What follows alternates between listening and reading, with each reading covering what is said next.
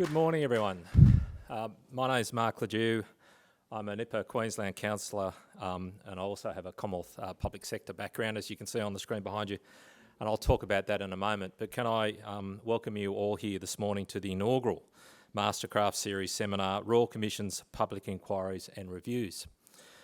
Of course, I'd like to start by acknowledging the traditional owners of the land we meet today, the Yagara and the Turrbal people, and pay my respects to elders past, present and emerging, and acknowledge any First Nations peers with us here today.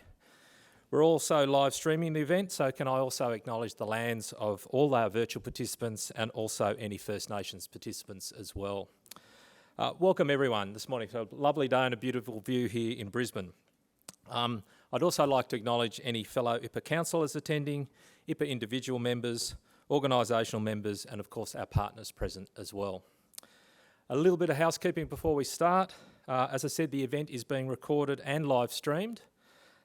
Phones on silent, please, because the risk there is not only will you embarrass yourself in the room, but you'll do it live to everyone at the same time.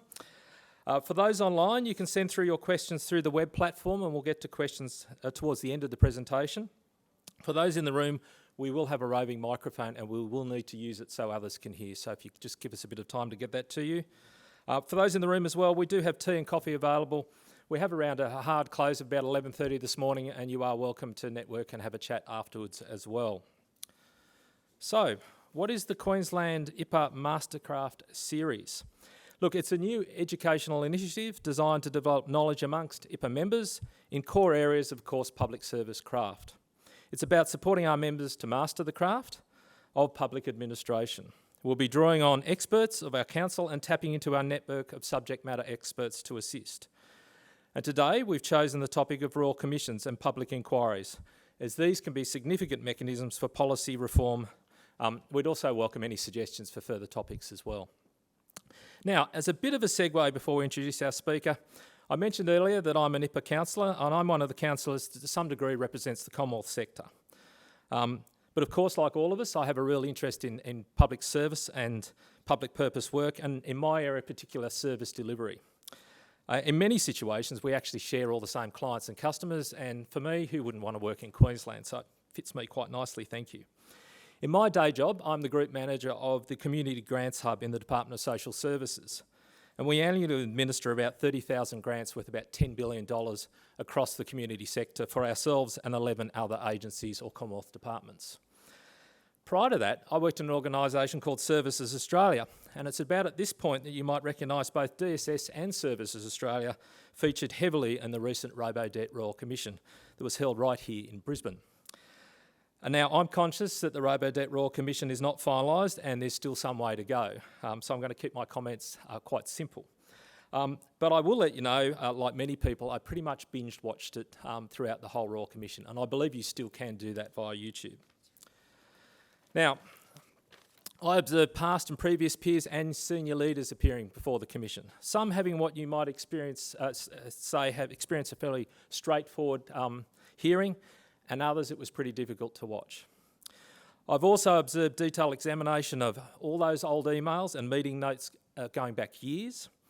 And we also may have noticed that the media sometimes referred to some people appearing as senior managers, where to a lot of us in this room, they would be middle managers and people just like us as well. So my takeaway there is don't think Royal Commissions and its proceedings are one of those things that are so far away from you don't have to have regard for them. It's also fair to say that the commentary around the Royal Commission and public discourse was also tough, and in my opinion, it really did have and will have a cultural impact on both my department and the Australian public service, if not the public sector. It wasn't our finest hour. And to be frank, when the Commission hands down its findings, I expect there'll be more of that, and we'll have to work through that as well. What I can say, and you can actually see this reflected in our Secretary's statement to the Royal Commission, is that right across our department right now, we are already promoting and challenging a culture of making sure that we generally collaborate, we're openly respectful, we contest ideas, and we are comfortable in demonstrating courage as we run issues to ground. That messaging is going through our department and our portfolio quite heavily. I'm sure many of you may have seen some media and political commentary around the Royal Commission that touches on this concept of fearless and frank advice. Similarly, as someone that's worked in service delivery, I notice, and to some degree I'm heartened by the observation of the need to put the client or the customer right in the middle of what we do. And I'm sure we'll hear more about those 2 points and many other issues, challenges and recommendations in the coming months. So, if you ever wondered if you really need to have regard for a Royal Commission or a public inquiry, I hope I've just given you a sense that it may not be that distant or ethereal as you think. And with that in mind, I'd like to introduce Dr. Scott Prasser. Welcome, Scott. Scott is a fellow IPAA Queensland councillor. He is a public policy consultant and commentator, and most recently, between 2013 and 19, Scott was a senior advisor to 3 federal cabinet ministers covering areas of educational, regional development and health. In the Queensland Public Service, Scott led branches covering social policy, tourism, industry strategies, science and technology, and international collaborations across departments of welfare services, tourism, small business and industry, state development and Premier and Cabinet. You moved around a lot, didn't you? As an academic, Scott has published and commented widely on state and federal politics, with his work on royal commissions and public inquiries being especially acknowledged for its expertise and knowledge. He's the editor of the recently published and released book, New Directions in Royal Commissions and Public Inquiries, Do We Need Them? He holds an undergraduate and postgraduate qualifications from the University of Queensland and Griffith University. Welcome, Scott.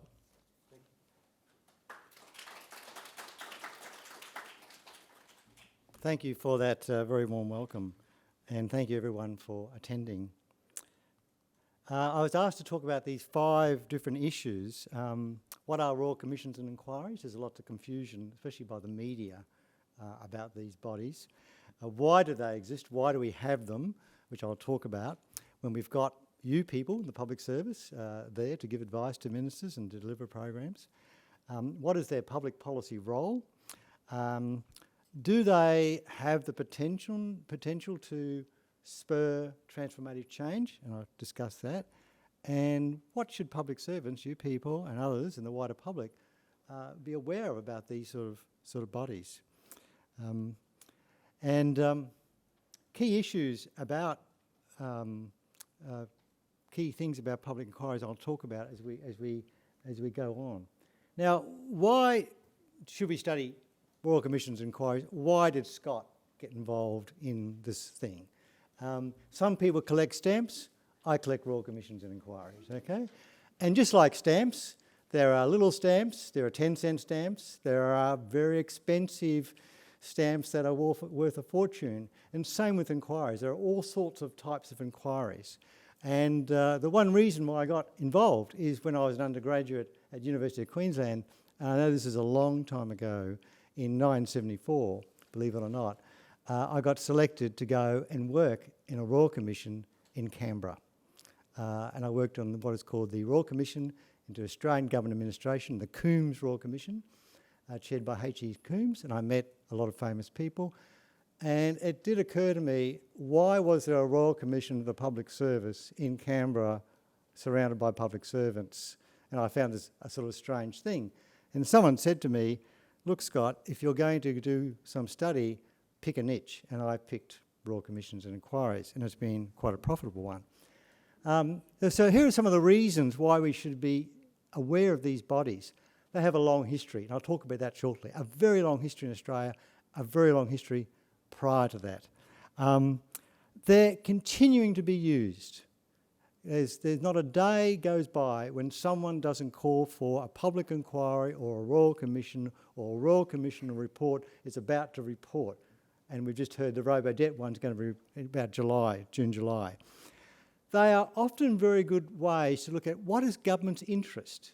It's like reading tea leaves sometimes. What is government up to? Why have they appointed an inquiry into this topic and not into another topic? They come in all sorts of forms. The Royal Commission is like the Rolls-Royce of inquiries, but there's lots of other types of inquiries forms, which I'll talk about. They are bespoke instruments. Each inquiry is designed, it is different, it is specially developed, manufactured, organised to meet a specific purpose. There's not a one-size-fits-all. They have different people chairing them, different people on them, different terms of reference, different powers and so on. So it's very interesting. Also, I put this in because I know as public servants you are all rational decision makers and you work in a system full of rational decision making. Royal Commissions and public inquiries are the epitome because what do?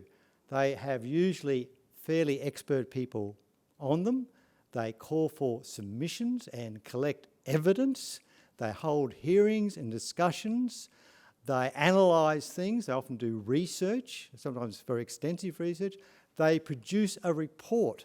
This is like the sort of cornerstone of a rational decision-making process, aren't they? That's what they look like. And I think that's why governments appoint them. Also, if you want to know what's been happening in different levels of government, then go and look at, there's an old saying, there's nothing new under the sun. It's a bit like I used to tell students, there's always a book on every essay topic. There's a Royal Commission report or an inquiry report about so many different things. People at the moment are banging on about housing costs. There was an inquiry in 1978 on housing costs. Very few people have bothered to go back. And if you go back and read it, it's talking about the same sort of issues. So Royal Commission reports and public inquiry reports, lots of data. If you read the Queensland Floods Inquiry, lots of data about floods and so on. And when the robo-debt one comes out, there'll be lots of interesting information. They do have impacts, and I'll talk about that. Don't fall for the old cliche, oh, they're just a waste of time, they sit on desks. Yes and no, which I'll talk about. I'm going to give an example of an old Royal Commission report and one more recent one, which is closer to home. Also, they cost a lot of money. Okay, so public money. The Royal Commission into Child and Institutional Sexual Abuse cost $340 million. The Royal Commission into banking we had cost $50 million. Even small inquiries, the Gonski inquiry on school funding, it wasn't very expensive, it cost $5.5 million. So they cost money, so are we getting value for money? And I sort of say they're the consumer item of modern government. Every government likes to appoint some sort of inquiry. So that's sort of why I'm interested in inquiries. They're really interesting. They tell us a lot about what government is doing and sometimes what it's not doing. So what are they? What are these bodies? And I have a definition about things, and I'm going to exclude certain things from my definition. And also I'm going to talk about different types of inquiries, just so everyone's aware. There's not one, there's two different distinct types. So what's my definition? Firstly, a public inquiry is a temporary body. It's not a permanent part of the public service. It's not a permanent advisory body like the Productivity Commission or the Grants Commission. It's a temporary body. It's usually it's appointed only by executive government. So this is very important. It's appointed by executive government for executive government. It's not an inquiry that's been appointed by the Productivity Commission, though they run inquiries. Its members are mostly drawn from outside of government. They might have been former members in some cases, outside of government, but they're no longer part of the government. They're no longer public servants. A lot of ex-public servants get appointed to inquiries.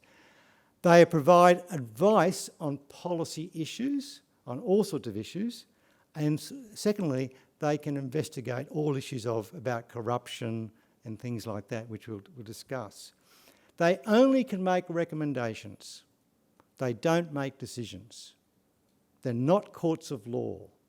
So even those Royal Commission's inquiries into corruption, into who's got their hands in the till or whatever, they only make recommendations. And that's a really important point. And as I said before, Royal Commissions are a type of inquiry, which I'll talk about shortly, what makes them so distinct.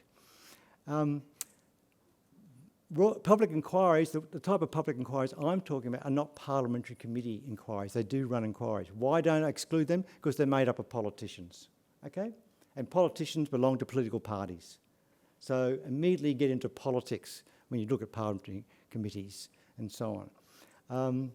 And the other thing, which a lot of people confuse, they often get called judicial inquiries. Now, the other night on television, on ABC, they were reporting about there's a special commission of inquiry going on in New South Wales into a law case, and the commentator, no doubt reading the notes, called it a judicial inquiry. There is no such thing in our system of government as a judicial inquiry.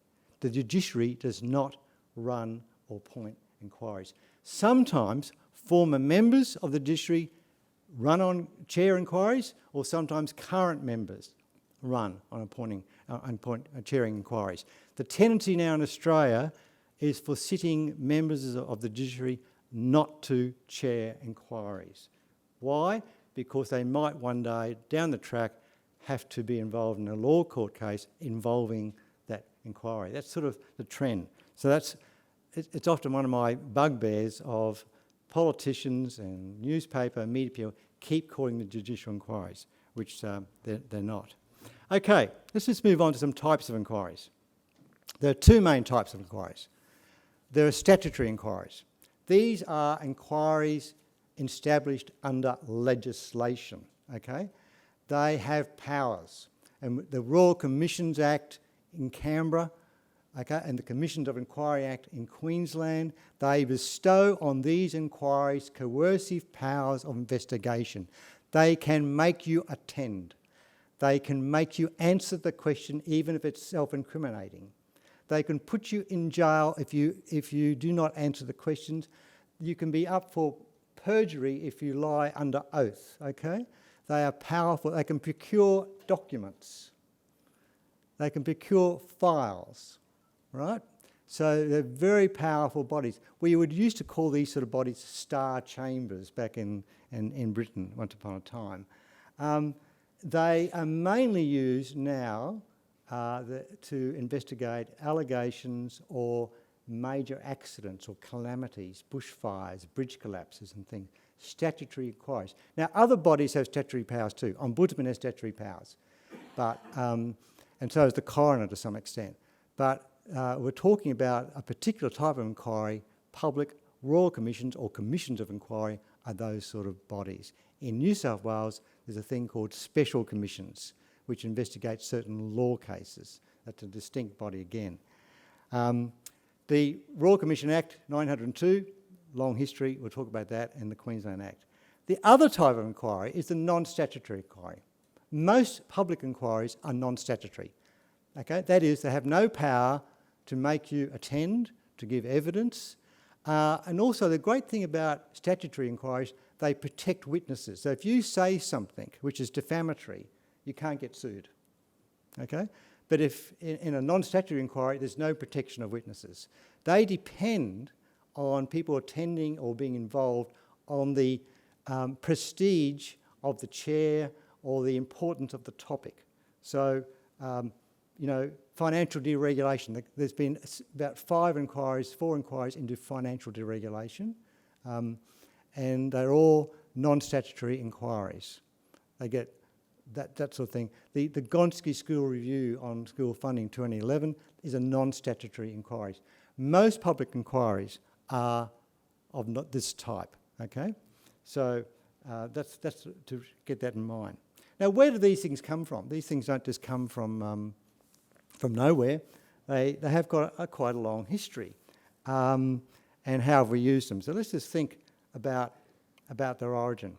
Firstly, all governments. If you read about King Arthur, okay, who was his advisor? Merlin.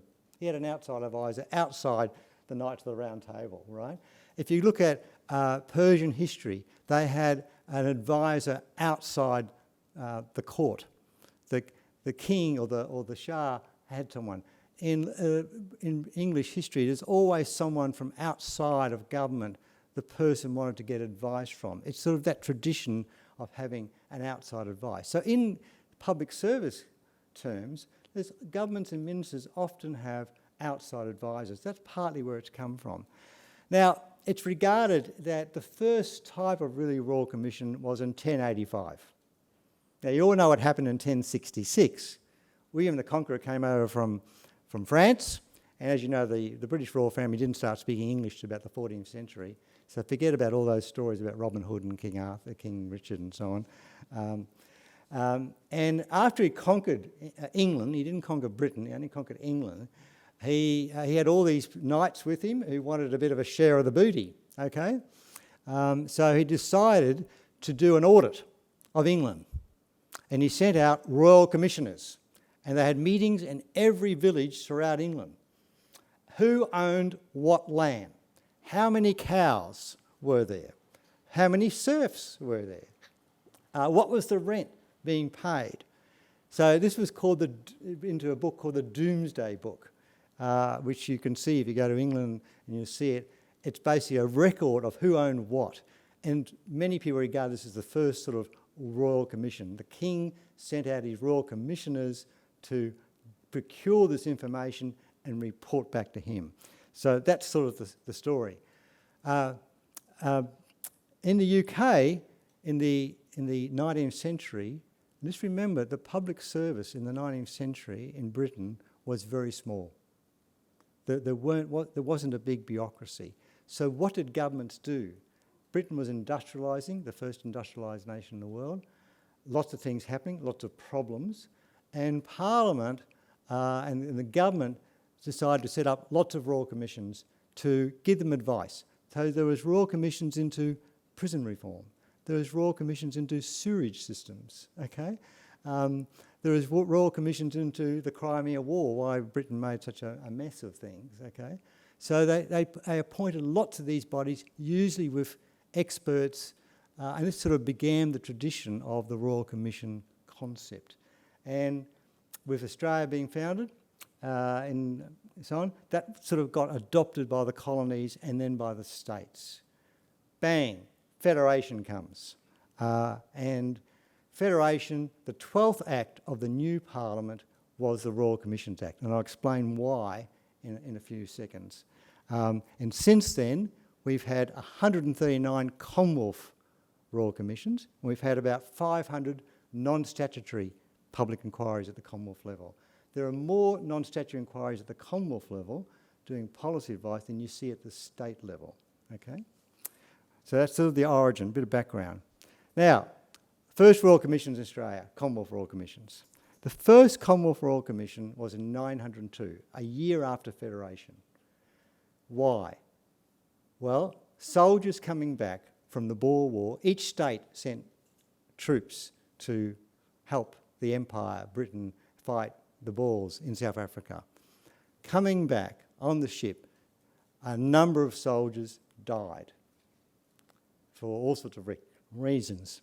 So there was a public outcry. The media, surprise, surprise, said this needs to be investigated. So the Commonwealth government said, okay, they got the Governor-General to issue letters patent to set up a Royal Commission. They then realised that the Royal Commission had no power. It couldn't call any witnesses. So Alfred Deakin was the Attorney-General, and he copied the legislation from New South Wales. It's 8 paragraphs long, and that's the Royal Commission Act, to give the Royal Commission power to procure witnesses and make people appear before it. By the way, when the report came out, the media said it was a whitewash, okay? So it sort of set an issue, doesn't it, about what people think about Royal Commissions. The second Royal Commission was, where should the capital of Australia be? As you know, Parliament first met in Melbourne on the 9th of May, but the Cabinet met in Sydney, right? Okay, very convenient sort of arrangement to me. And so there's a fight between Melbourne and Sydney, where should the capital be? What do? They set up a Royal Commission. Where did it recommend? Albury or Tumut? It was ignored, okay? So there we have a pattern. First Royal Commission, whitewash. The second Royal Commission, ignored. And you can take lessons from that. Here is a bit of an example. I said we've had 139 Commonwealth Royal Commissions since 901. And they've been really important on these. We had Royal Commissions into age pensions in 905. You know, Australia was to the forefront of developing a sort of a welfare system. We had Royal Commissions into postal services and telephone services in 908. Why? Because the Commonwealth had taken over postal services from the States, and it was a mess, okay? It was a complete shambles. And so they had a Royal Commission to it, which travelled all around Australia. And what the great thing about this Royal Commission, it looked at telephone services as well, one of their witnesses was Graham Alexander Bell, the inventor of the telephone, who was a Scotsman, as you know, but was in America setting up ITT, you know, the big thing, and he decided to come over and give evidence to the Royal Commission. And he was asked at the Royal Commission, has telephones gone as far as they can? He said, no, one day be able to pick up a telephone and see who you're talking to. And he said, by the way, employ more female telephonists, they're more efficient than men, and pay them better. That was his advice, okay? So there we are, interesting, Graham Alexander Bell. He got into telephones because his wife was deaf, by the way, that's the family background. The other Royal Commission I'm going to talk about is the Health Royal Commission 925. I'm going to come back to that later on. We've had Royal Commission about the introduction of television in Australia, 953. It was chaired by a Vice-Chancellor of University. We've had the famous Royal Commission to espionage in the 950s, the Petrov Royal Commissions. The Ship Painters and Dockers Royal Commission, the Costigan Royal Commission. When you go to the bank, you've got to show all identity. That's because of the Costigan Royal Commission. And I'll talk about that. Aboriginal Deaths in Custody Royal Commission. Institutional response to child sexual abuse, aged care, you would have heard about. There's 3 Royal Commissions going at the moment, robo-debt, the one on disability, and veteran suicides at the federal level. So there's lots of, so they've had a very big impact on Australia. And I haven't even mentioned some of the other ones. Now here are some of the non-Royal Commissions that have had a big impact. We've had non-Royal Commissions into soldier settlement, the sugar industry, multiple different inquiries into the sugar industry in Australia, the stevedoring industry, why? Strikes and so on. Committees on universities. Universities really took off in Australia in the 50s, thanks to firstly the Murray inquiry and then the Martin inquiry, which led to a massive increase in spending on universities and the growth of the number of universities, which Mr. Menzies was very interested in. We had a public inquiry into decimal currency, introduced in '65. I can still remember the jingle. We've had 8 inquiries, Commonwealth inquiries into teacher education. One has just finished, which is very interesting since the Commonwealth doesn't control teacher education very much. 4 nursing inquiries, which led to the movement of nursing into universities. School funding, Carmel, the famous Carmel inquiry into school funding at 2. And then the Gonski one, 2011. Admin review. This is the inquiry that led to administrative law. It was chaired by Sir John Kerr, you know, the Governor-General guy, right? This led to the development of administrative law, all those sort of things. Health insurance was developed. We've had multiple inquiries into taxation, and I've got one there marked in yellow, and that was the inquiry in 1972, appointed by the McMahon government, reported to the Whitlam government, which, guess what it recommended? A GST. When did we get a GST? 1998, right? Okay, so it's called the Ashbury Inquiry, quite a famous inquiry. We've had inquiries into poverty, the Henderson Inquiry, inquiries into population, the Borry Inquiry, inquiries into migration, which is one recently. Those inquiries into financial deregulation, the Campbell Inquiry, the Wallace Inquiry, the Murray Inquiry. We've just had an inquiry into the Reserve Bank of Australia and so on. So these are all non-statutory inquiries. And review of defence, there'll be lots of inquiries in defence. Now this gives you a bit of idea of who's been doing what at the Royal Commission level. And if you can see it okay, it's from 949, you have the Menzies government. Mr. Menzies was from 949 to 1966, and he only appointed 5 Royal Commissions. His successors, the 3 Prime Ministers who succeeded him, appointed only 2. Then you have this big spike, and you have the Whitlam Labor government appointed or elected in 1972 for about 3 years. They appointed 13 Royal Commissions, okay?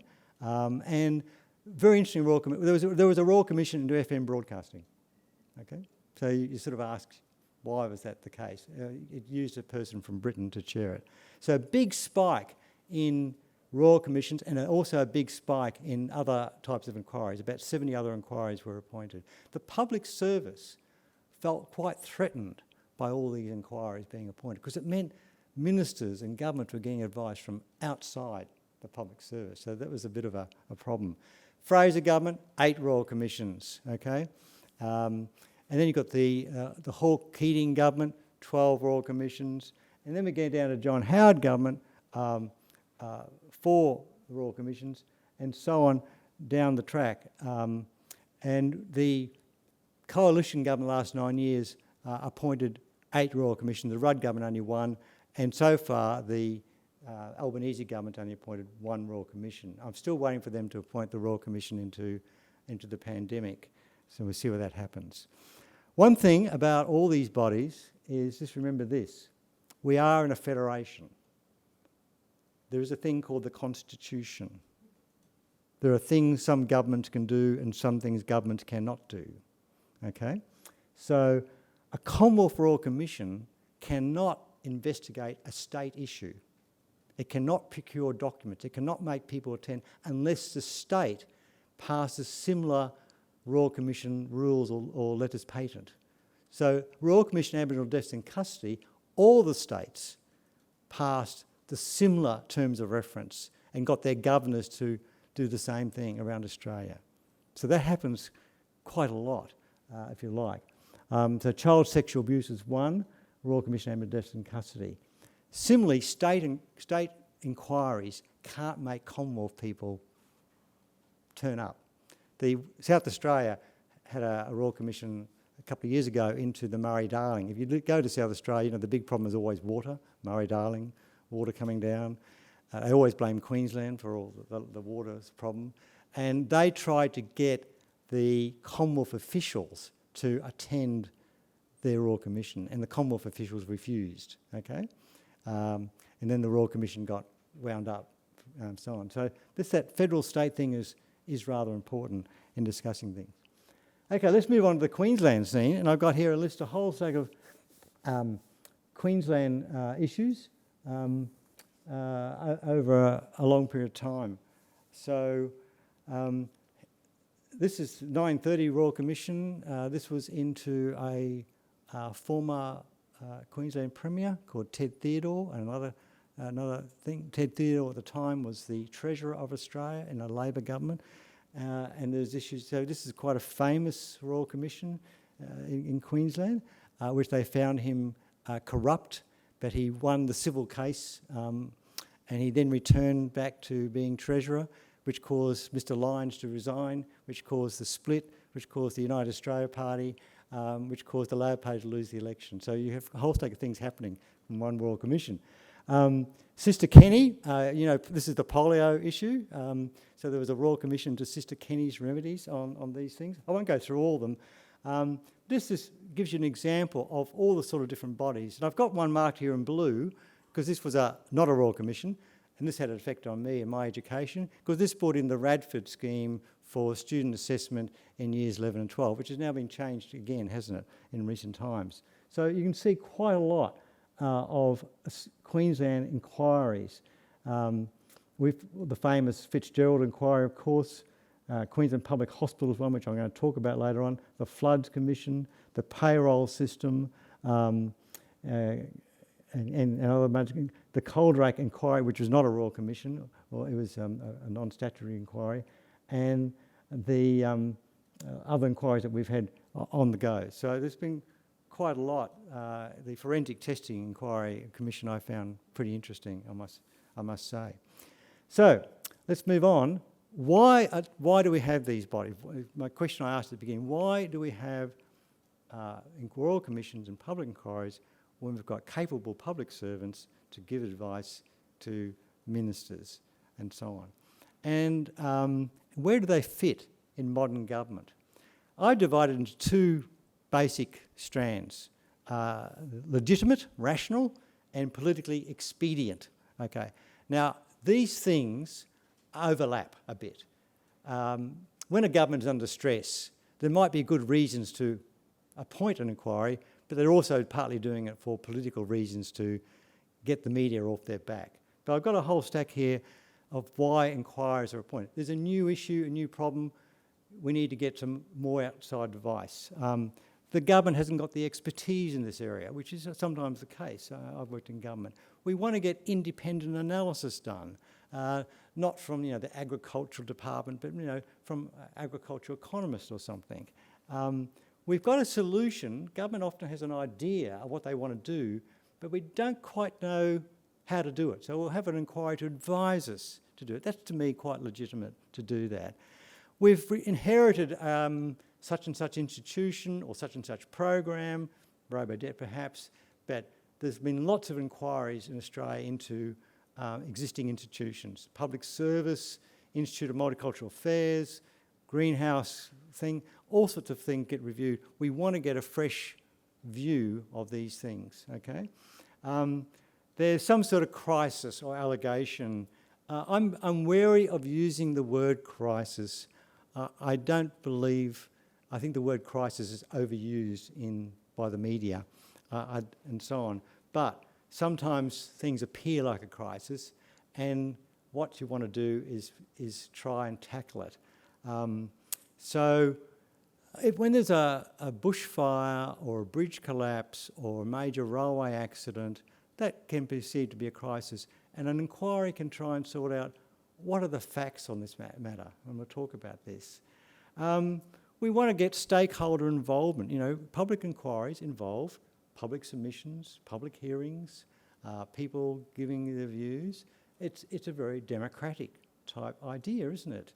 That not all wisdom lies inside government or ministers or parties would have an inquiry, and that's a good thing. Basically, I say at the end here that somehow or other an inquiry is seen to do something that existing bodies, permanent bodies, can't do or are not perceived to be able to do. Perception is a lot of things going on. On the political expedient, governments like to be seen to be doing something. We'll set up an inquiry. That will keep them quiet for a while, won't it? Okay? Till after the election, right? There's an element of that sometimes. Governments don't always know what to do.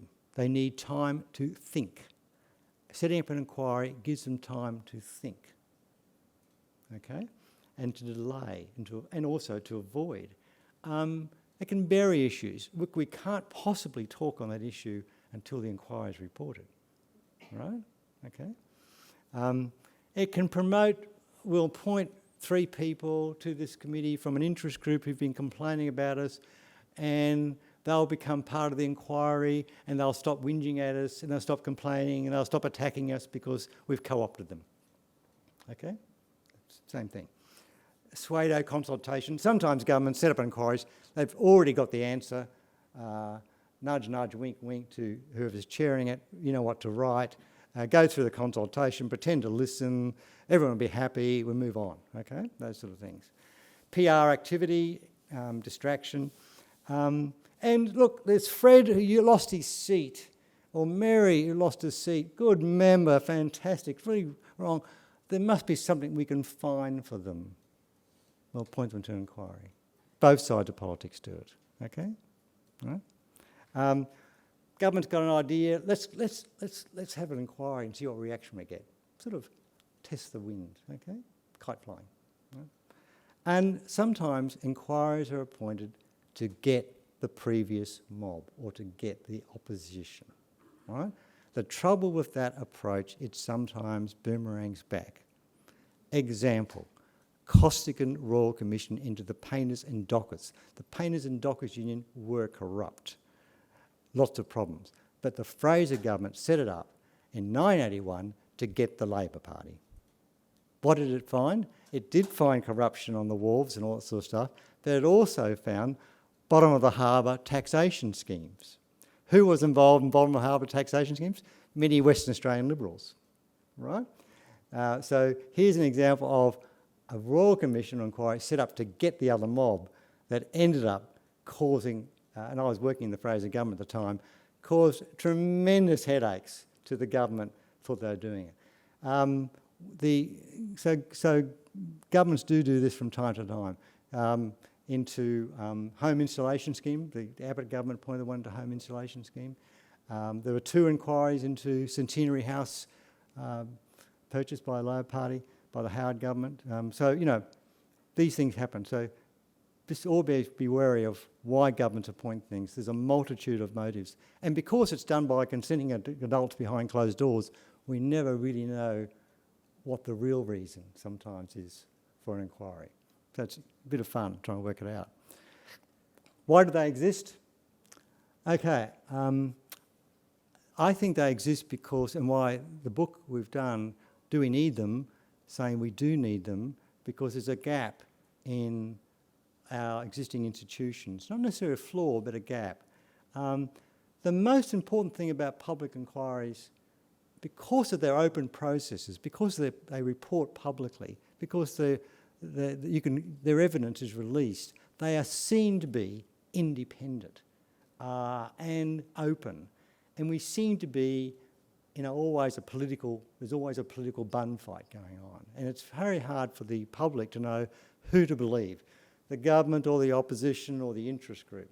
So public inquiries have this sense of independence, and that's why I often appoint lots of former judges and people like that, because they're perceived to be independent. They often have expertise or can get access to expertise to them. So the people who run the financial deregulation inquiries are people from the banking sector. And that was very important in getting support for it. They are very focused and task orientated. You set up an inquiry, it's got terms of reference, it's got specific membership, it's got a budget, and it's got 6 months to report. You can get on with it. You know, as public servants, that you are often embroiled with doing so many things, maintaining the policy, implementing the policy, checking the policy, and so on. You don't have time sometimes to step aside and focus on one thing, because you're always under pressure. A public inquiry is sort of outside the main daily drag of the public service, so it can get that done. And people who chair inquiries usually have some sort of status, so they can say to people, I want this submission now, or I want to hear from you soon. There was quite a great Commonwealth inquiry into the arts years ago, and the person who chaired it was a top lawyer, Helen Nugent, and she didn't have any qualms with telling a state minister off, right? But a public servant can't do that. A public servant can't do that unless you want to not have been in a job for very long, okay? And I'm not saying public servants are, in any sense, want to get things done, but you've got to tread on eggs a bit. A chair of an inquiry can push and get things done, so it's very interesting. Public consultation, public reports, and they can, as we'll talk about impact, can be seen to solve policy problems. Where do they fit in the system of government? I've got here, as you move from left to right, over here, ministerial advisors, cabinet, they're political, okay? They're playing the political game. I'm not saying they don't do good work, but they are in the political game. As you move to different types of bodies, departmental policy units, interdepartmental committees, consultants, but as you move over to the right, you get into the last box where public inquiries fit in our system of government. They are seen to be independent. They are seen to be more factually orientated. They are seen to be more evidence-based. I'm not saying any of these people don't use evidence, but it's perceptions, it's public perceptions about them. That's why the public keeps demanding them and so on. So that's just one view, where they fit in our system of government, if you like.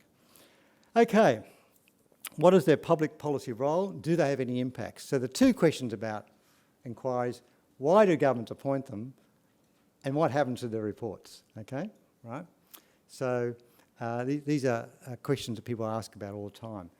Public policy roles: they bring expertise. They help clarify facts. Now, in any issue, there's often contrary facts, inverted commas, okay? what caused the floods? Was it the dams, or was it where we allowed people to build houses or so on? All those sort of issues. What are the facts? What caused the accident? These are often in conflict. And I've just been reading. This is a book. You may not remember, there was a major plane accident, Mount Erebus in Antarctica. An Air New Zealand plane ploughed into a mountain, right? The Chief Inspector of Air Accidents blamed pilot error. They had a Royal Commission into it, and the Royal Commission found that the Chief Inspector's advice and Air New Zealand's information was wrong. And I'll talk about that later on. So clarify the facts. And the Royal Commissioner actually went to Antarctica to see the site where 280 people got killed. Public processes, they make recommendations. So, you know, it's got that public policy role, all those processes. And what a great thing about public inquiries is they can promote agreement from people who previously weren't agreeing. And yes, we've got to make this reform, we've got to make this change, we've got to do these things. We've had an inquiry, it's synthesised the information, it's sorted out the facts, it's outlined the consequences, so it's very important. And Royal Commissions, of course, bring those issues about. So the big question is, do they have any impacts? And here's a cartoon. You know the old story about elephants go to die somewhere? Well, this is a cartoon by Moyer, who used to write in the Courier Mail, saying, where do all the Royal Commission reports go? They go and die somewhere. No one listens to them, no one watches them, they have no impact. And there's immense scepticism about Royal Commissions, if you like. They are appointed for an inquiry, for digging in the truth, not for digging it out. Ross Gittins, the economist who writes in the Sydney Morning Herald, a willful waste of public money and private time. Just used to delay decisions, all those things like that. Get politicians off the hook, sort of argument. It's all rigged, so on. And beware of the other issue, as I'm going to talk about, inquiries sometimes appear they've had no impact, but you need to think about the long-term impact of inquiries, which is how I'll discuss that, and so on. And here's a quote from a person involved in an inquiry some time ago. This was an inquiry, Commonwealth inquiry into regional telecommunications. There's one about every 3 or 4 years, by the way. I've been around long enough to know governments don't appoint, got to win elections, and the function of commissions of inquiry is to give this sort of view, right? This is a very sceptical view of what people think about some inquiries sometimes. At the same time, people are always calling for inquiries, if you notice, okay? So, now, are they a spur for policy change? One of the questions that people ask me. And my argument is they are. They've been laid the foundation for modern Australia. And so those Royal Commissions into social services, public administration, postal services, industry development, communication, laid the foundation. We had 54 Royal Commissions in the first 30 years of the Commonwealth. They've been a template for reforms at state and federal level, education, economy, taxation, public service, and so on. They've promoted new spending. We need to spend more money on aged care. We need to spend more money on this area. We need to increase our allocation of priorities, okay? So they've had all those impacts. They've reviewed policies. They've exposed corruption. And because the existing institutions, the police, were part of the problem. That's why you had an external body to investigate what these bodies couldn't do, or under law courts could not resolve because of the laws of evidence and so on. You can allocate responsibility. This inquiry, Royal Commission into Mount Erebus, said Air New Zealand was responsible for the wrong coordinates they gave to the pilots without telling them, and they had indulged in a process of deception to the Royal Commission.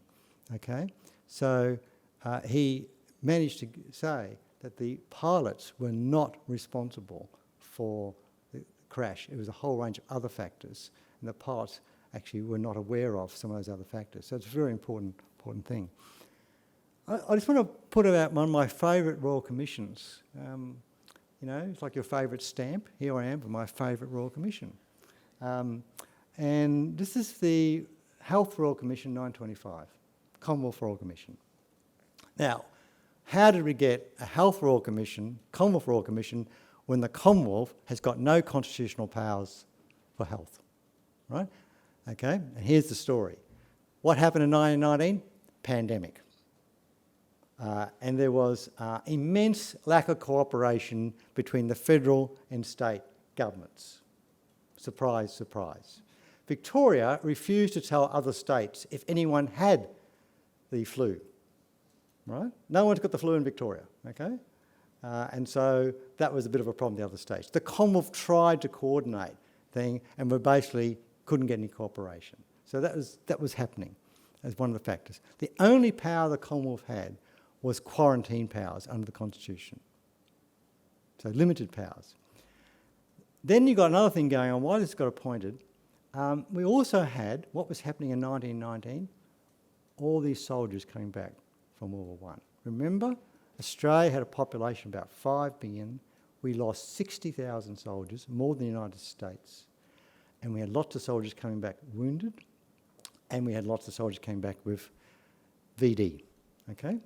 This is a major public health problem. Okay? So we've got two things sort of happening. How badly way we handled the pandemic, soldiers came back, health problems.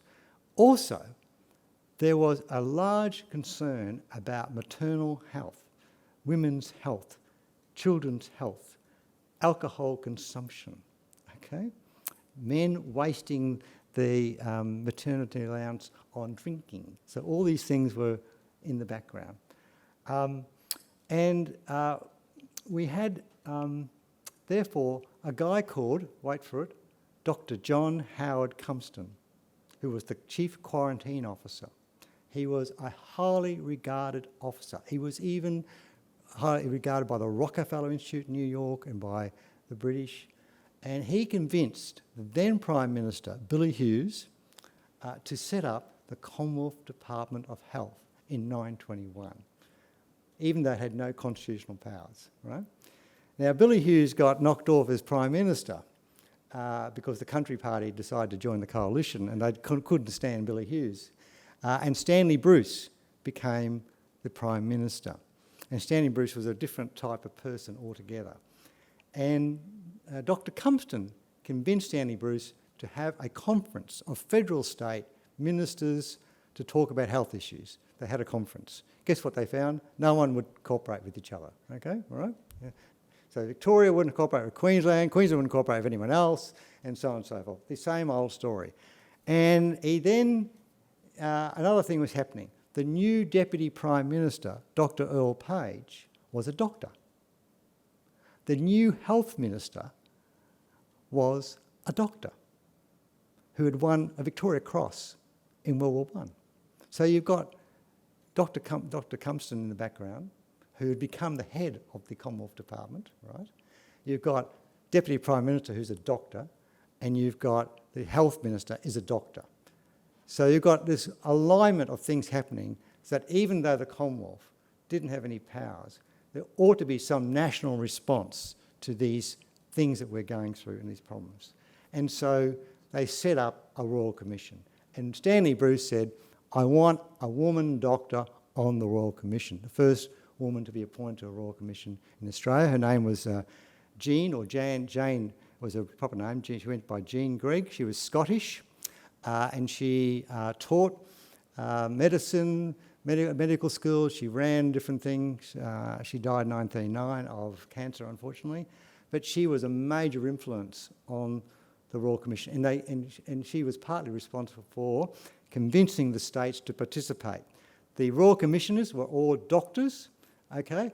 And this Royal Commission, if you read its report, it's all about preventative medicine, maternity, children's health, tropical health.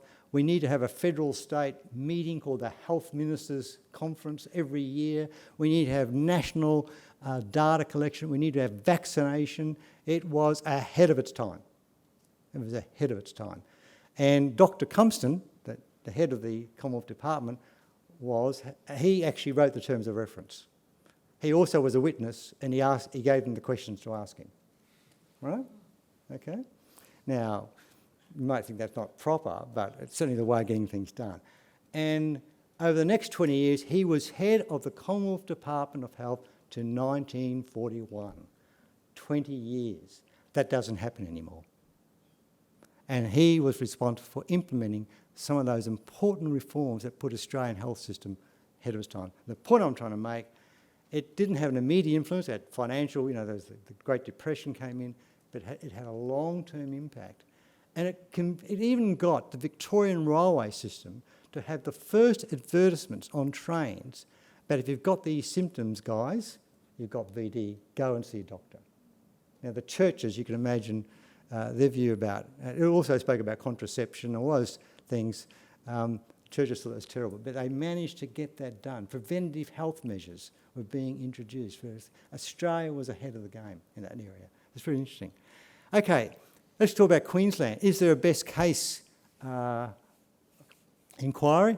And the one I like is I won't talk about Fitzgerald because everyone talks about Fitzgerald. So I'll talk about this one. We had 2 commissions of inquiry into the overseas doctors scandal. The first commission of inquiry was chaired by Mr. Morris QC, and it got closed down because it was seen by a Supreme Court to have bias against 2 witnesses. The Beattie government said, what do we do now? Do I get the Premier's Department to investigate this issue? Do I get a parliamentary committee to investigate this issue? And Davies said, no. Davies, a retired Supreme Court judge, said, no, I can take up where the other commission finished off, and that's what he did. And if you want to read a good, plain English report, this is it, okay? This is it. He revealed ministerial incompetence, okay, and cover-ups. The report talked about how both the Borbidge government and the Beattie government used to bring all these big documents through Cabinet to avoid freedom of information type things, okay, both governments. He clarified the hospital waiting list. What is the hospital wait? How is it constructed? He talked about the under-resourcing of health in Queensland compared to other places. He talked about the over-reliance of overseas doctors in public hospitals, right? He talked about system-wide failures of the regulatory bodies, of the approval bodies, and so on. This is a cold system failure. And the poor performance of some of the senior officials who, basically went on to essentially lose their jobs.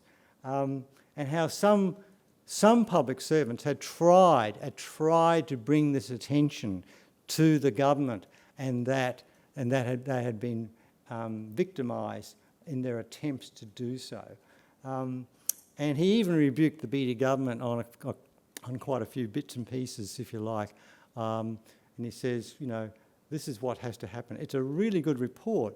And I hope when Queensland is advertising for more medical people to come to Queensland and work, I hope they check all the qualifications, because there was system-wide failure of checking people's qualifications and their experience. So I think a pretty important thing, and some people died because of that failure. So I think it's a great Royal Commission report. I like it because I can understand it, which is good. But I'm praising inquiries, but they are flaws. Okay, they can be manipulated by terms of reference, by who you appoint, things like that. Now, governments have to be clever. If it looks too much like a set-up job, it will destroy the political benefit of trying to have an inquiry. Okay, it will be seen for what it is. This is a setup. Okay, right? They'll be very careful what they do. The quality of reports vary. One of the problems about the media says, oh, you should implement every recommendation. Well, hold a second, let's check the recommendations, right? Okay. And one of the contributors to the book I've just edited has pointed out that sometimes inquiries, including Royal Commissions, make recommendations that are not doable. or they're too costly, or don't take into account other situations. Okay, so be careful about that. Some reports sometimes are sloppy, so that's another thing. So some Premier, what's his name, Andrews, recently in one said he would accept all the recommendations before the report had come out. I would never, as a Premier or Minister, ever say that. I want to see it first. It's like giving a student a high distinction before you read the assignment. Let's read the assignment, okay? The other problem about especially Royal Commissions is they appear like they're courts of law. They're not courts of law. They don't have this. They have different evidence. A Royal Commission can accept gossip and hearsay, and it can even phone tap, by the way, and so on. And they're very adversarial sort of processes. You know, you've got a senior counsel and you've got a chair up there and people attacking each other and so on. And it looks like that. They don't have to be structured that way, but they tend to be like that. So that's one of the other problems. They can be costly. And a Royal Commission takes about 2 years, right? The one on child sexual abuse, big Royal Commission, took 4 years. Costigan took 4 years. So if you want a quickie answer, then a Royal Commission is not the way to go, in a sense. And there's the issue of their powers, all those coercive powers. So I can go into a Royal Commission, I'm protected from defamation, and I can say, Fred has done something. Newspapers say, Scott Prasser says, Fred has done something. Fred at work, public service, gets stood down because Scott at the Royal Commission has said Fred has done something. 2 years later, the Royal Commission report and says Fred didn't do anything. Right? So in the public arena, Fred has been pilloried and stood down because Scott had some nasty idea to try and get Fred. Okay? So that's one of the problems of these sort of inquiries. The public processes have a sort of a sting in the tail, if you like, and so on. So that's one of the worries. So civil liberties issues is an issue, and we shouldn't, ignore it too much.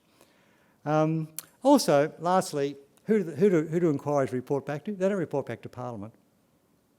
They report back to the government. So the very government that appointed them goes back to, okay, in most cases. In the Whitlam government, by the way, they appointed 80 inquiries, over half reported to the next government. You can imagine what happened to them. Thank you very much, goodbye, okay? So they appointed too many inquiries, basically, and the system, and they couldn't, it got clogged up. And so half those inquiries end up reporting to the Fraser government. And so a lot of probably good work was a bit wasted in that sort of thing. Governments will be governments. And just remember, about all inquiries, they're temporary. Once they disband, that's the end of it, okay? Chairs sometimes talk a bit more about things, sometimes they don't. They're dropping their reports into a permanent, ongoing process called the public sector, the public process. Will it get into that process, or will it get sort of shuffled aside, the process and so on? Also, the people who sponsor those inquiries, needs a minister to sponsor an inquiry, move on and out, or up, okay? So I've been involved in setting up an inquiry at a Commonwealth level, and disappointingly, the minister who was responsible moved on to another portfolio and had no interest in that topic. And I just couldn't understand why, but anyway, that's life. Inquiries report to executive action, and politics is fast changing. Media lose interest about things. Media are often looking for a simple solution too, so that's the trouble. The media is not very good. So on the reporting on the floods issue in Queensland, the media were looking for some sort of covert activity, operation, and that there was something wrong with the people who were managing the Wivenhoe Dam. They were looking for a culprit, if you like, looking for someone to blame, which was really unfair to those people involved. So the media will try to simplify things in that way. Okay, let's just finish up. Why should public servants and the public care about public inquiries, and do we still need them? Well, to government, government needs to be aware of them, or should be concerned about them, because it can expose their flaws, it can expose what they don't do well, and it can bring down governments. You know, the Fitzgerald inquiry brought down the coalition, or the Bajocki-Peterson, no, it was the Ahern government by that time, or the Cooper government by that time.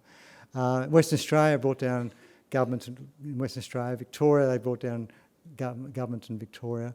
New South Wales, there's been so many inquiries into corruption, I don't know who it brings down, but so it can expose those flaws. So governments have to take them seriously. BT government really monitored the Commission of Inquiry into Hospitals really carefully and was responding all the time in every little nuance of that. Recommendations are hard to resist. Once the recommendations are out there, it's hard to say we're not going to do them, okay? So they are a bit like a gun at their head to some extent. And overall, a lot of inquiries have led to better public interest outcomes, okay? To public servants, well, it could expose some minor thing you did wrongly, where you're following the rules. You could have to be a witness before them, and it's not fun, let me tell you. It can affect your career. Some public servants have lost their jobs because of what's happened at Royal Commission inquiries, okay? It'd be very interesting, the Robo-Debt one, which has exposed all sorts of interesting things about the public service. You want to be cross-examined, it's not a good thing to do.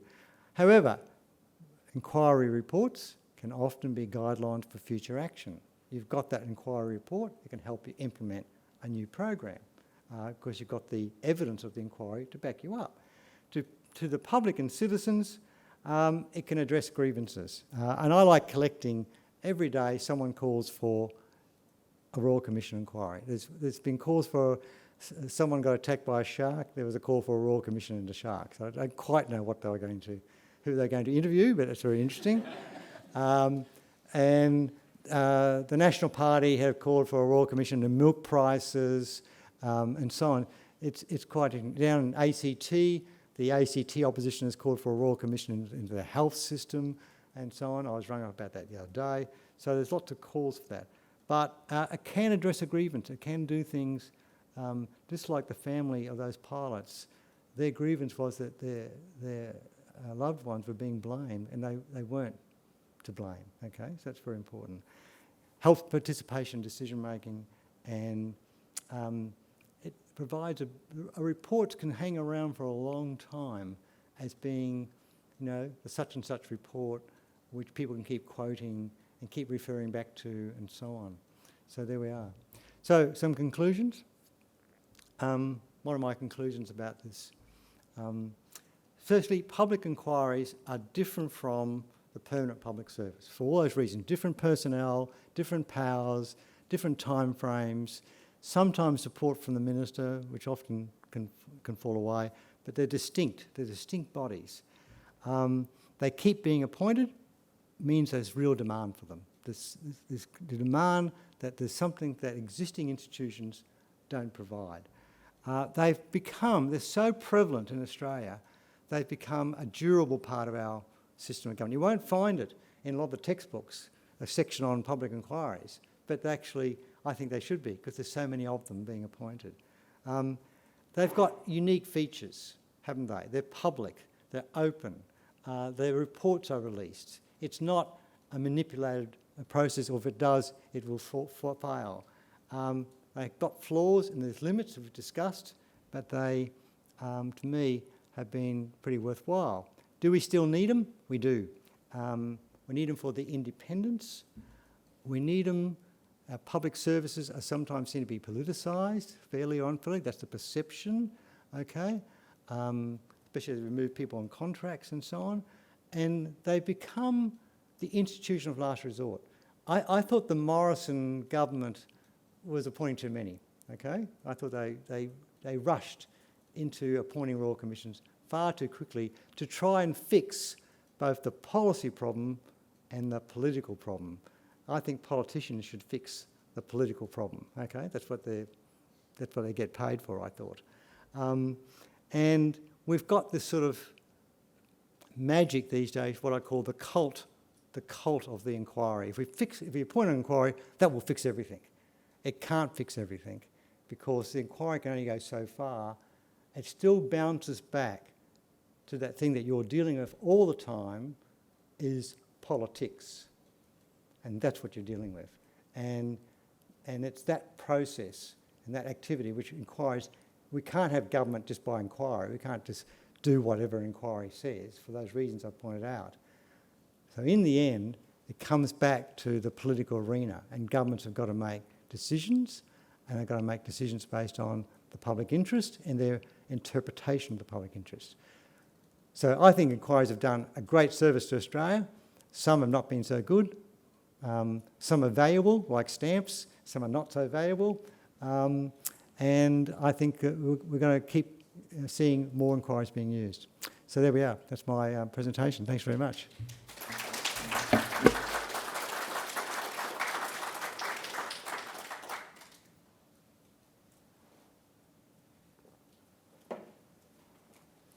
Scott, are you happy to make questions? Yes, any questions? Yeah, by all means.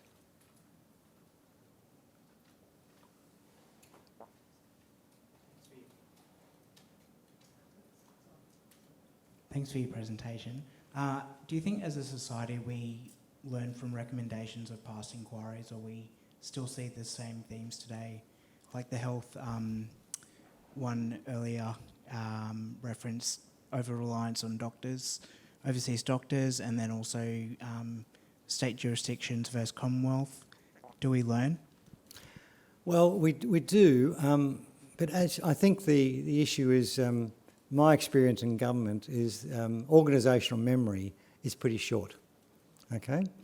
And I think it's become shorter because of the turnover of staff, okay, right? Okay? So you just think federally we've had, 4 different heads of Treasury in the last 10 years. Once upon a head of Treasury was there for 15 years, or like Mr. Cumston, Dr. Cumston. So it's one problem. So, and also the media whom we rely on so much to push things along, they have a very short memory on things. So, look, I always start, and every issue or policy problem I start look at what's the history, where have things come from? And since so often things have been done before, but people have forgotten, even working in federal government, I was in education minister's offices for 6 years, so I was constant, but the bureaucracy, there had been a turnover, and there was a review into curriculum or something in 2014, and I was talking to someone in 2017. I said, the review into curriculum, and the new person in charge of the curriculum, what review, right? Now that wasn't because that person was incompetent, it was just that was 3 or 4 years ago, life very busy in the public service, okay, contrary to popular opinion, and so people have forgotten. So it's that issue I think is really interesting. So all we can do is try again. And that's why there's repeated, why have there been 101 inquiries, federal and state, parliamentary committees and independent inquiries into teacher education? 101 in the last 30 years, 101. I'm quite interested, why are we investigating this again? It's because we lost interest in the issue. That stuff, the issue attention cycle. Crisis happens, everyone wants to do something, aged care, suicide and so on, and then it drops off the agenda, and then the poor person who's been running it gets less resources and so on and so forth until another crisis. You see it all the time in the news, don't you, about different things. Yeah. So it probably hasn't quite answered your question, but inquiries can keep things jogging along.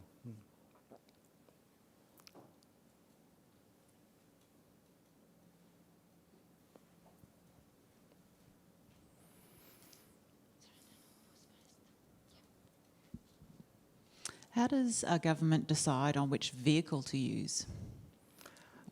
It's determined by the politics, okay, broadly defined. I don't just mean partisan politics. So I think the best one was when that first inquiry into overseas doctors got closed down, and Beattie I've got the press clipping, I'm thinking of sharing it to the CCC or the CMC it was at the time.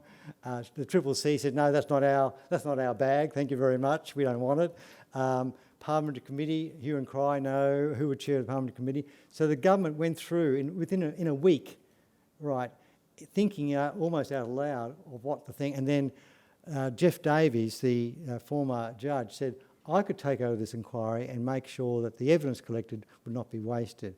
And so the government then adopted. So it's weighing up these matters. The inquiries I've been involved in at the education level, we had an inquiry into nursing education, was the one I got most involved in.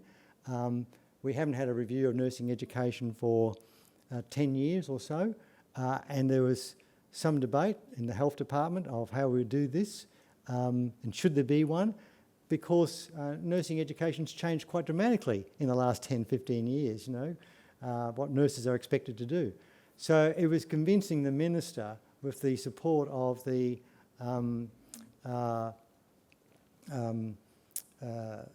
public service, to have the inquiry. So it's a range of things, okay? Obviously, when there's a flood or a bushfire, you see governments quickly appoint an inquiry straight away, okay? Yeah.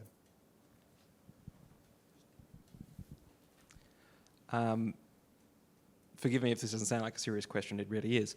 If there was a public inquiry into public inquiries, and you were either on the inquiry itself or an expert, is there changes that you'd recommend to things like the Royal Commissions Act in the way that these things are set up? For instance, should the executive be able to completely control the terms of reference without oversight? Should there be a limit maybe on the number of Royal Commissions that are on the go at once so that they don't clog up the system? Mm-hmm. Is there anything that... Well, there has been an inquiry into inquiries, so there we are. But that's all right. The Australian Law Reform Commission in 2009 was sent by the Rudd government to review the Royal Commissions Act, and I was on the reference committee of that. Now, sitting on a reference committee with former judges is pretty intimidating, I'll tell you now, because a former judge thinks they're still a judge, I can tell you right this right here and now, and dare not question a former judge about their judgment. But it was quite a thorough review, and had a draft paper and a final report, and it talked about there should be legislation for those non-statutory inquiries, okay, so that there could be some protection of witnesses, and so that the inquiry had some better status. It said the Royal should be retained. That was quite interesting. It said that inquiries, the big thing about what happens to the recommendations, it didn't say they have to be implemented, but it did say there should be a report to Parliament, just like the Productivity Commission has to report to Parliament after a period of time about the progress. Government should report to Parliament about the progress of the recommendations, right? Which I think is pretty reasonable. We spent $60 million on an inquiry. What's happened to it? I can tell you right here and now that when you write to ministers about inquiries, a lot of them don't want to answer your questions about what happens to them. Now, the sad thing about that Law Reform Commission report is that no government has ever responded to its recommendations. So 9 years of coalition government or the Rudd-Gillard government never responded to it. So it's sitting there. But interestingly enough, Victoria has brought in a new Inquiries Act in 2014, which largely incorporates the recommendations of that report. And South Australia is about to do the same. And there's been a review in New Zealand, and they've brought in new legislation. And one of the requirements is Royal Commissions, if they're going to go more than 6 months, must report to government to explain why they're going more than 6 months or why they're going over time and what the cost will be. So I thought that's not a bad little provider. There's a Royal Commission at the moment in New Zealand into the pandemic, which is quite interesting, and so on, and they've been given a deadline. So there are some movement at the station. The Royal Commissions and public inquiries are such flexible bits of government. Governments don't like to be tied down too much That's the trick, really, about them.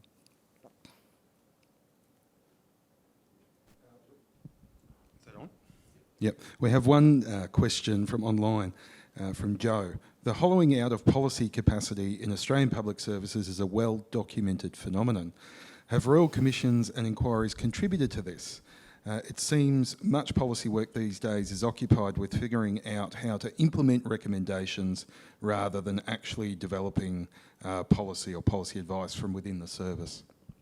I think that's a fair comment, and I would be in the camp that I think the public service has lost some of its policy capacity, not from want of trying, but if you keep cutting and cutting and cutting, you must cut something, right? And certainly my experience in the Commonwealth Public Service and the State Public Service, I think we've trimmed back far too much, right? I know I was in the State Public Service with the enterprise agreement. I think we gave up our towels or something as the final bit in the enterprise agreement. You know, you can't keep cutting back and expecting the public service to do more and more. Now, I think two things have happened. Governments use consultancies a lot. They cost a lot of dollars. And, you know, I won't mention any names of any organisations that you may be using, but I do think that governments will spend $60 million or $100 million on a Royal Commission, but will have an efficiency dividend on the public service of 2.5% to squeeze some more money out of it. And I think there has been a reduction of policy capacities in the public service. I'm not criticising public servants. I'm saying that that's happened at all. And I think the person who asked that question has got a good point. It's a very, very reasonable point.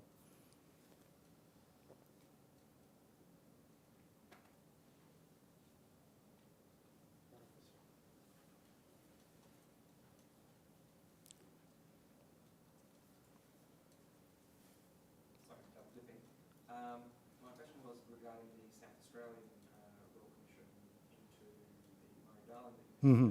earlier, that it attempted to call Commonwealth public servants, but they didn't end up having to testify, or No, the Commonwealth Public Servants, or the Commonwealth, it was the Water Commission, was the issue. They said no, they won't attend, okay? Because the State Royal Commission does not have jurisdiction, because this was a State Royal Commission, not a Commonwealth State Royal Commission, right? Had it been a Commonwealth State Royal Commission, different game, okay? So just like the Royal Commission on Aboriginal Deaths in Custody was a Commonwealth State Royal Commission. Yep. So it heard from Queensland public servants and prison officers and so on, and Western Australian prison officers and so on, like that. Had it just been a Commonwealth Royal Commission, it couldn't have done that. But you've got to have a joint Royal Commission on some things because the states are so important. And a lot of people don't appreciate this, by the way. I think most of you probably are state public servants. I don't think people appreciate how important the state is and the state governments are and how important the state public servants are.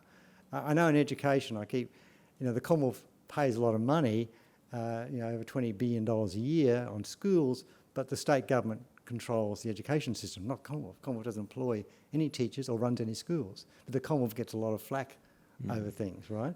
But the state government is really important. And I think the pandemic has showed just how important state governments are.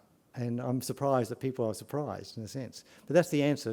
It's about constitutional jurisdiction.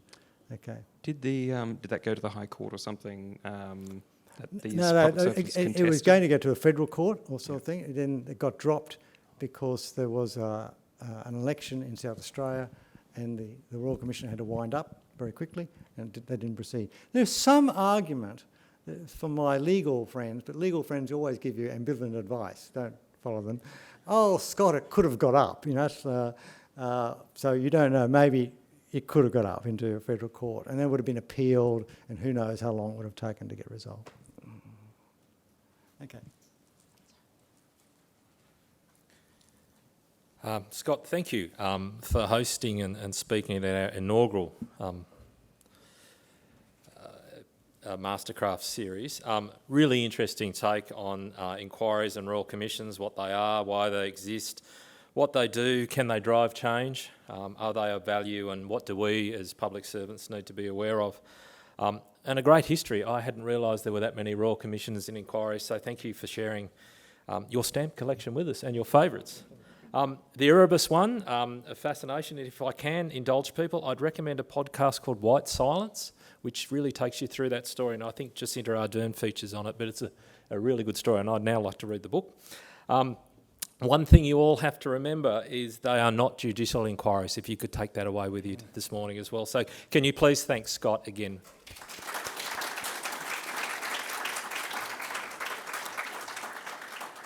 So if you've enjoyed today's event, either online or in present, and I believe we had a larger number of people outside of the room than in the room, please stay in touch through our e-news, through the website, or join us all on LinkedIn to see what's happening as far as IPAA Queensland.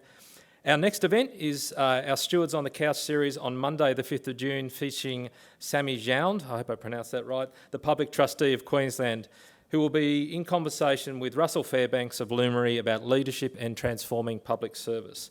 Finally, we'd love your feedback. There is a QR code floating around on the screen, and for people joining us virtually. Can I also thank the IPAA team for hosting us today and wish you all a good morning. Thank you. Cheers.